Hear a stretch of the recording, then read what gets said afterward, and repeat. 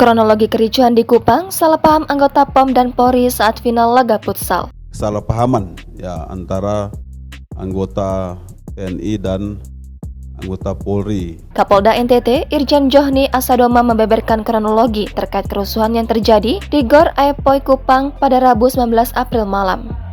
Awalnya, Johni menjelaskan di dalam Gor Aepoy tengah digelar pertandingan futsal antara tim dari Polda NTT melawan tim dari Kabupaten Timur Tengah Selatan.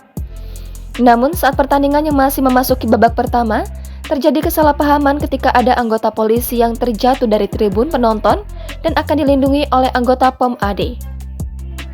Akibatnya terjadi bentrokan antara polisi dan POM AD.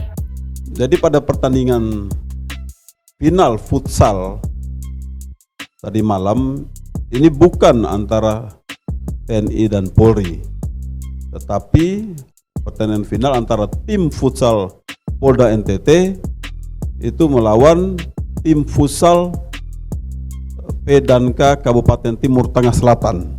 Ya.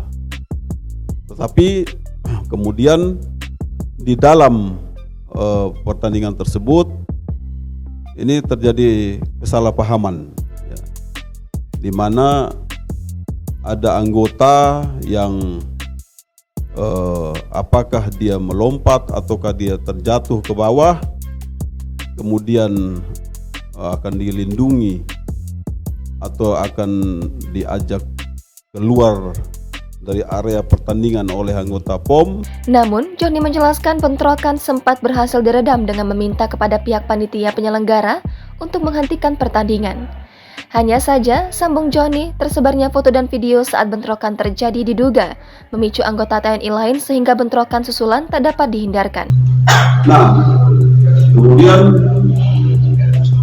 mungkin ya gambar-gambar, video-video pada saat di dalam gor tersebut sudah menyebar keluar, sehingga ya mungkin teman-teman TNI yang lain yang tidak tahu permasalahan sebenarnya itu kemudian datang dan ya terjadi kesalahpahaman tersebut. Buntut dari bentrokan ini, Johni mengungkapkan pihaknya dan TNI akan membentuk investigasi untuk memproses kasus ini.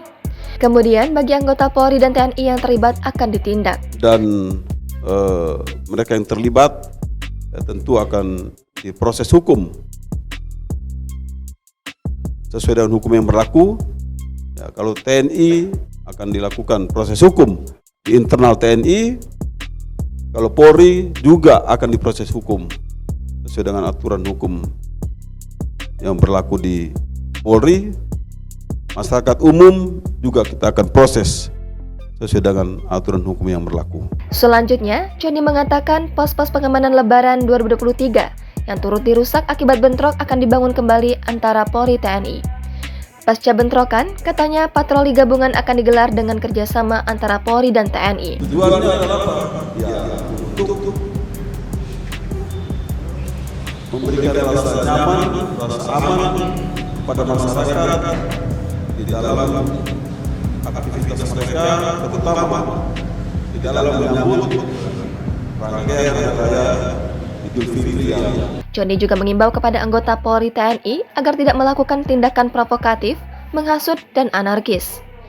Di sisi lain, Johni mengungkapkan akan memeriksa pihak panitia penyelenggara yang disebutnya tidak memiliki izin untuk menyelenggarakan pertandingan futsal di Gor Aepoy tersebut.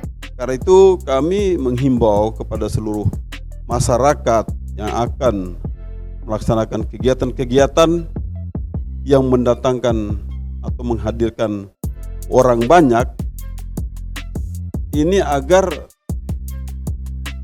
mengajukan ya izin kepada Polri. Tujuannya apa?